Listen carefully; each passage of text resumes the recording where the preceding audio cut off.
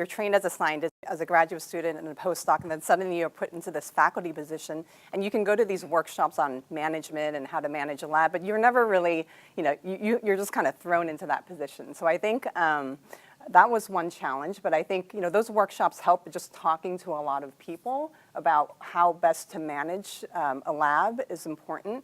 And the other thing that kind of hit me was it's okay to make mistakes. You kind of want to hire only the best people in your lab, but that doesn't always happen, and you just kind of learn from that experience. So I think that was one big thing that's very different from when you're a postdoc and grad student, that you actually have to manage people, and you have to manage different people in different ways, because everyone has their style of working, learning, et cetera. The idea of lab management is, I think, scary to people, and so you are sort of thrown into the deep end. So the things that's different about being an investigator than just being a postdoc is you also become basically, you're running a small business. It's about money and management, of course, but you have to begin to realize that your job is somewhat separate from the students and postdocs that are working with you. Of course, you're working as a team to advance a research question, and of course your job is to train them in some capacity, whether they're students or postdocs. But you also have a separate job, which is writing papers and writing grants. And without the grant writing component, without the resource management component, your lab either will run out of money, you'll overspend, you may even underspend, which is actually a problem in its own right. And so you end up becoming a small business owner, and you have to manage funds both in and out. And that becomes a challenge. So one thing I introduced in my lab, which is I give a annual State of the Union address to my lab. And I go through the money, and I give them a lot of detail. And it may be scary as a PI to do that, because sometimes PIs don't want to show the labs that they're low on money or flush with money, because if they're low on money, people might leave. If they're flush with money, then you're going to someone's suddenly going to run a $100,000 sequencing experiment. But I think it needs to be introduced to people early on. I was not introduced to that as a graduate student. I was not introduced to that as a postdoc. And it seems like a black box, like where does the money come from? So I show people how to run a lab, and after a few years, I think people get a sense for it. I also think it builds teamwork, because they understand that your job is to raise money, and you're trying to figure out how to spend it wisely so that they can continue to be employed and that you can continue to do good science. So management's a big deal, as well as learning how to actually budget and manage a budget is very much a challenge. So I encourage all of you to ask your PI, how's everything going? Or get involved in the budget management, as painful as it may be, because you want to focus on your science. It's money is necessary to run a lab, and you need to understand how to spend it correctly. Yeah, so following up on that, so I don't do that with my lab. I think that's a good idea. But when I was a senior postdoc, actually, my mentor, Warner Green, he actually got me involved in the budget. And they were such boring meetings initially, but then it was actually a good experience to see, like, how does the budget work, right? How do you, budget for effort versus supplies? And there are times when you have more money and less money. How do you deal with that? That was actually a good experience. So yeah, so I do encourage for you kind of in the later years, probably not initially, but to kind of learn about how that budgeting works. The other thing is, I think as a PI, organization is really, really key. Being super organized, because when you're running your own research project as a postdoc, you have to be organized kind of within just yourself. Your experiments, you're running multiple experiments at the same time. But then at the PI level, you have all these different collaborations and obligations, and you just get so many emails every day. And if you kind of just don't follow up on it, it kind of turns into a big mess. So being organized, I think, is very key, and having some systematic way of making sure you follow up on things that you said you would follow up on.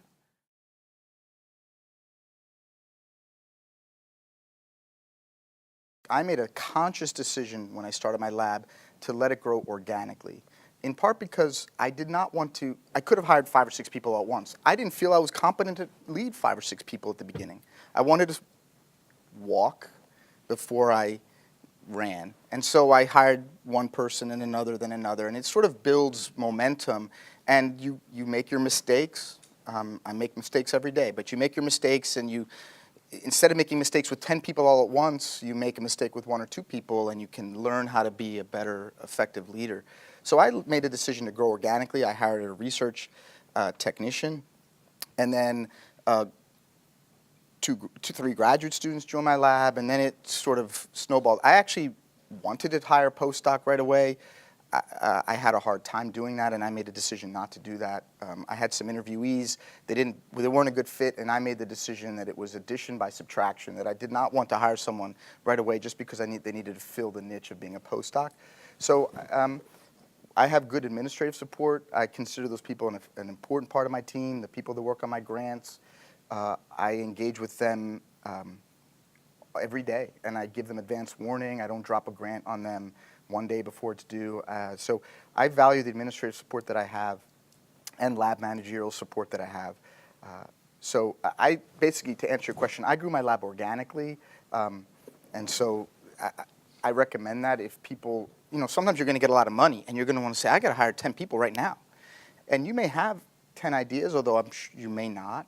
It's hard to manage people. It's hard to go from a postdoc to a PI and suddenly balance all the responsibilities. So I recommend that people, even when you're given a great startup package, grow slowly before you're, sort of get your feet wet and then move from there. Yeah, I completely agree with that, and I think I was given this advice early on. But even if you have a lot of funding, if you hire someone that's not good for the lab, it can actually bring it down. It's better to just not have extra funding and do no cost extension or something like that. One piece of advice I was given early on from a senior mentor of mine was that if you can hire someone that's kind of like a long-term person that will stay with you, that's great. So I did do that. I was kind of like a senior. He's not really a lab manager, but he basically has a lot of experience, and he kind of has stayed with me because postdocs come and go, grad students come and go, junior SRAs come and go. So having someone there that basically knows all the technical skills of the lab that person can teach the new coming people. I mean, initially I was actually myself teaching the people, but now I can have him teach others. Each individual is different, and so you interact with them differently. Now what I do is when I have someone new starting in the lab, I actually meet with them every week. We have a scheduled time, and then we discuss what they're going to do, the coming week, what they did the previous week, et cetera.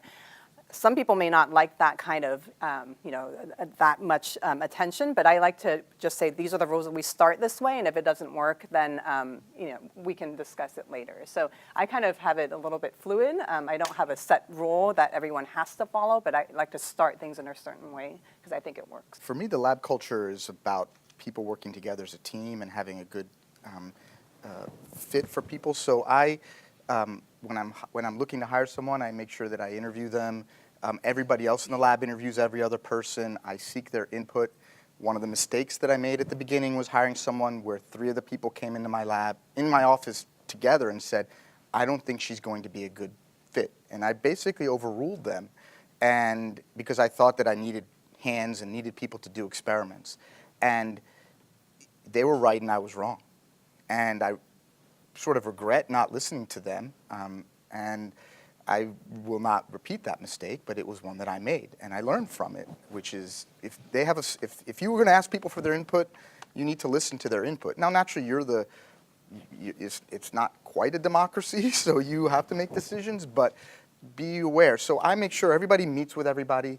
It's good for them too, because if they don't think they're going to be a good fit, it's better you know that right away. You don't take it personally. If they don't feel like the people in your lab are good for them, then better that they not join and then be at odds with everybody in the lab.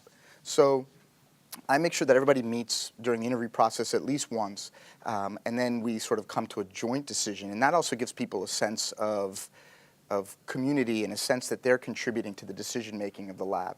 And getting back to this meeting with people, I took one of those leadership classes too, and I have found it very helpful. I did learn exactly this, which is there's different styles of leadership for different people. So people who are just starting, you can't just give them a project and say, come back in 6 months, and then hope that they have something useful. Conversely, if you have a senior person in your lab who's been there for 5 years, who knows every trick of the trade, and you say, I'm going to meet with you, and you're going to do this Western blot, and you're going to add 1 to 500 of this antibody and this secondary, and they're going to look at you and go, you know what? I know what I'm doing. Leave me alone, right? So you can't treat people the same. I do have a policy now where I meet with everybody once a week, but each one has a different style. One person is like, what experiment are you doing tomorrow? And the other person is like, okay, so what are your plans for the next month, right? And so building that into your leadership style is very, very important. So getting back to the interview thing, I also agree that everyone in the lab needs to meet with the person, the candidate, and we also do that. And I also tell them basically it's 2 votes. I have 1 vote, but then there needs to be everyone in the lab needs to also agree that there's a good fit. One thing when I was very junior and didn't have so much funding was I was thinking I could just interview people via Skype or video conference. I don't think that's a good idea. So now, even if the funding is low, I will still fly them out because I think that in-person meeting, all-day interaction, go out to lunch, go out to dinner, I think that's also important to see whether their personality would fit with the lab, their work ethic, that kind of thing.